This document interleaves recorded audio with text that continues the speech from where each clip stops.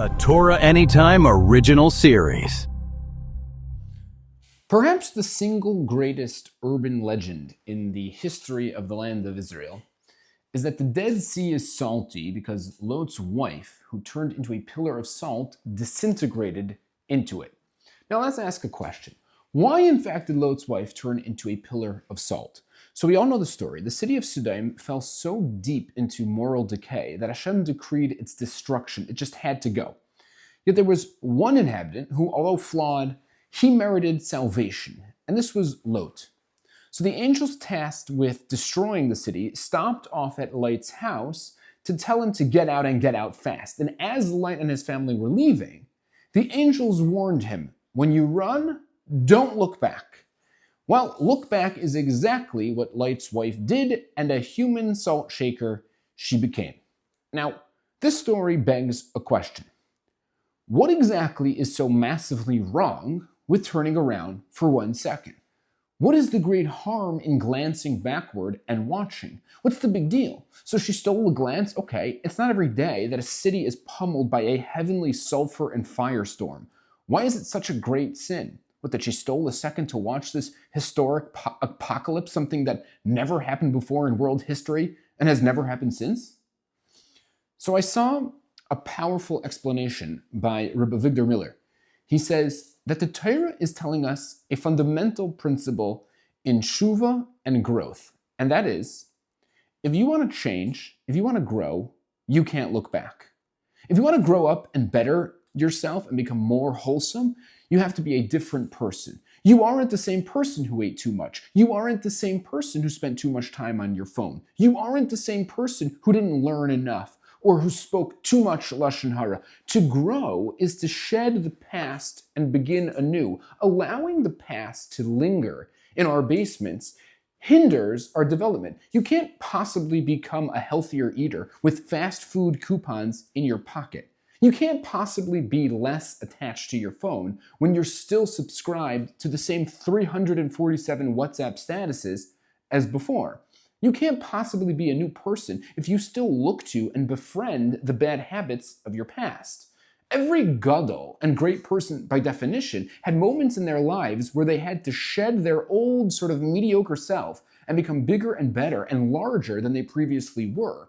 It's so easy to become paralyzed by ourselves and remain set in our ways, taking the path of least resistance in life. But the path to godless is to look forward and keep on climbing the ladder of life.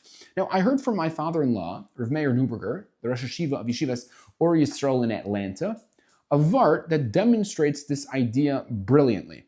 He pointed out that a mitzayra, someone who had to go chutz lamachane upon completing his days of isolation outside of the camp, he needs to go into the Beis HaMikdash to become tahar. Now, the problem was that Tamei people weren't allowed in the Beis HaMikdash. So how can someone who had tsaras go into the Beis HaMikdash to become pure if Tamei people aren't allowed in the Beis HaMikdash? So to solve this problem, the Kohanim would bring the Mitzorah into a special gate called Shar Nikanor, which was both part of the Beis HaMikdash, yet not charged with the same level of Kedusha that would prohibit the Mitzorah from going there. And that way, he can be in the Beis HaMikdash without fully being in it. And that's where he becomes pure.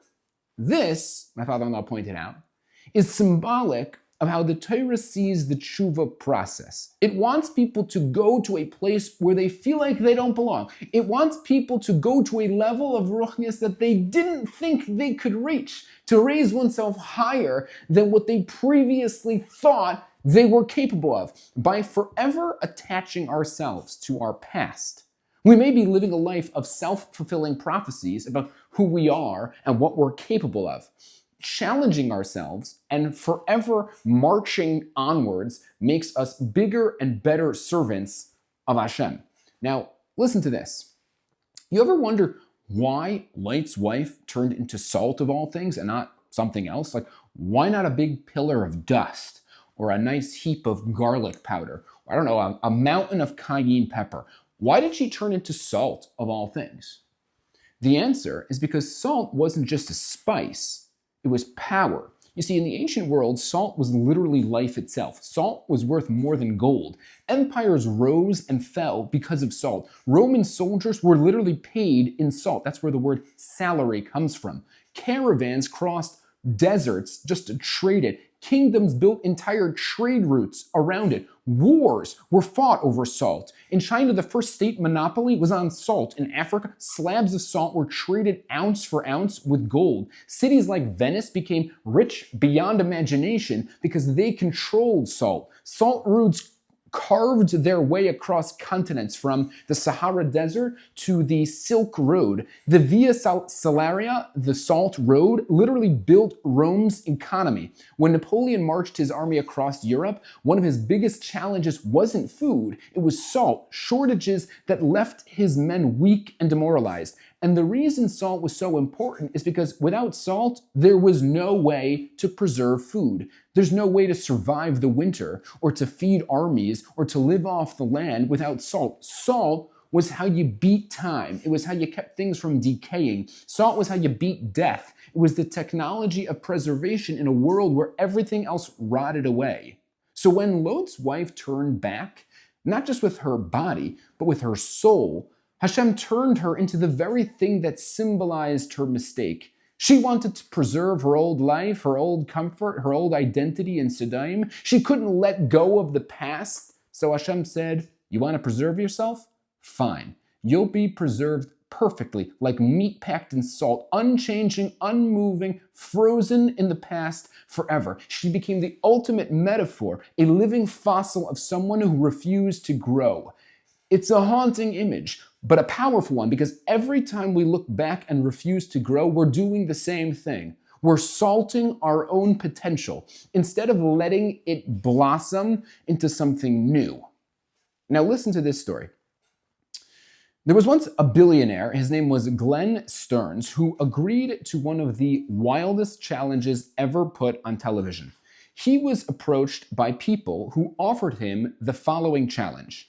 They said, we're going to take away your name, your money, your contacts, your status. You're going to be dropped off in a random city with just $100, a pickup truck, and a phone with no contacts. And you'll have 90 days to build a business worth $1 million. 90 days.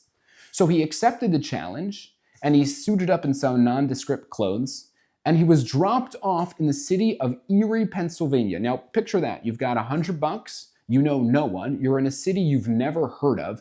What would you do first? So most people would just start panicking. Where do I sleep? Where do I eat? But not him.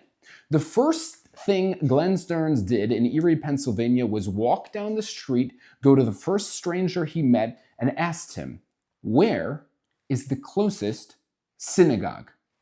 A synagogue. Of all the places he could have wanted to start, he chose to start with a synagogue. He wasn't Jewish, but something inside of him understood a secret that's ancient and eternal. If you want to rebuild your life from scratch, if you want to find people of depth, of vision, of discipline, you go where purpose lives. You go where people show up. You step into a shul. What ended up happening was on his way, he found a local gym and he spent 35 of his precious $100 on a month's membership, not to work out, but to surround himself with people who were working on themselves. And it worked. Within days, he started meeting people who opened doors for him, and he built connections and he earned trust. And slowly, dollar by dollar, he built a barbecue restaurant that by the time COVID shut down the challenge 2.5 months later, it was valued at $750,000. And when they asked him later why he originally chose a synagogue, he said, because that's where you find people who are making positive changes in the world, and that's how you start anything.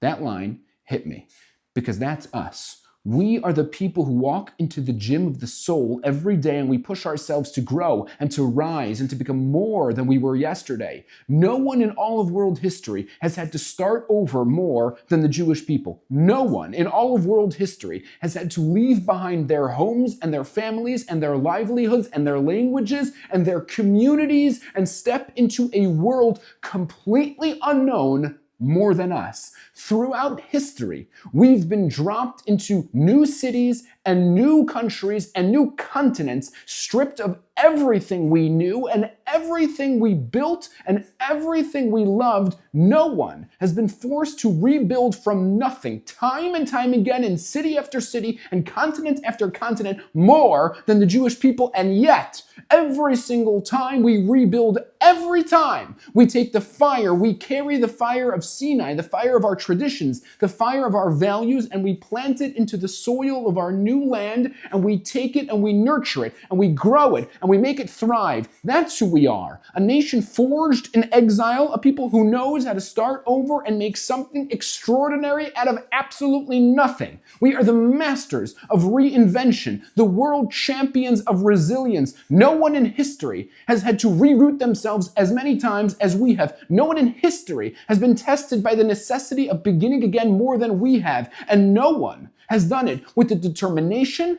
and with the courage and with the vision of the Jewish people. We are the people who turn adversity into opportunity. We are the people who take fire and turn it into light, and take ashes and somehow, some way turn them into flames. We are the people who, no matter where we're dropped, whether in a tiny town, a massive city, a foreign land, or a strange continent, we always rise and we build and we grow and we thrive. We are the people who always find our way back to shul, back to Torah, back to our values, back to each other. We are the people who never stop growing and never stop striving and never stop turning every challenge into a triumph. That's who we are. And that's our legacy. That's our fire. A people who take every exile, every challenge, every new beginning, and turn it into a force that changes the world. The angels were telling light, run for your lives and don't even glance back for a second, because you are to leave here new people, saved by the skin of your teeth. Grow, change, start anew. That's the correct way to change. It reminds me a little of how I used to view Neila at the end of Yom Kippur.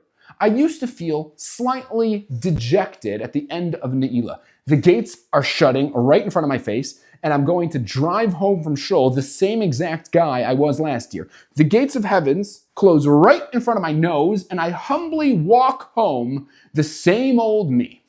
But then I heard a perspective that changed my outlook entirely. The gates of heaven aren't closing in front of you. They're closing behind you. Hashem is urging us, quick, jump into my world and close the door behind you. Come through the gates and live with me. You'll love it here. You'll be a new you. You'll live in my world. Neila isn't the end. Neila is the beginning. Neila isn't the gates sending you home. It's the gates ushering you into the garden of Hashem. It is you, version 2.0. So don't be like Light's wife and look back. Look forward and step right through the gate to a whole new version of you.